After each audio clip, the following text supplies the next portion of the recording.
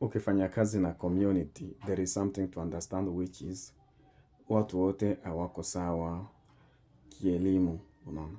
Kuna yule mwenye hakupata nafasi ya kwenda shule, kuna yule mwenye pengine aliwezaga yeye peke kudecide akaacha shule kwa sababu zake. So kitu ya kuelewa ni kwamba watu wote hawako sawa kwa community. Na wewe kama ni mfanyakazi ambao unafanya kazi kwa ajili ya community, unatakiwa uelewe hiyo na uweze kudeal na hawa watu kutokana na kudeal na hawa watu positively, ili mradi uweze kuwasaidia wote.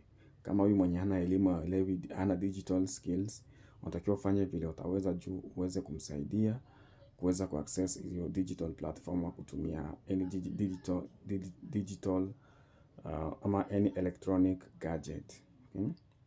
So unatakiwa kuwa na positive communication ama high context communication.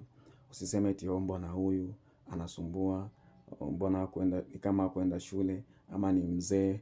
No, kazi yako ni kuweza kusaidia huyo mtu ambaye hakuenda shule aweze kujua. Kazi yako ni kusaidia huyo mzee ili aweze kujua. Kazi yako ni kusaidia watu wote ili mradi waweze kujua. Kazi yako ni kuweza kuhakikisha kila mtu anasaidika. Yule ambaye ako na elimu na yule ambaye hana elimu, wasaidie wote waweze kufika mahali ambapo wanatakiwa wafike.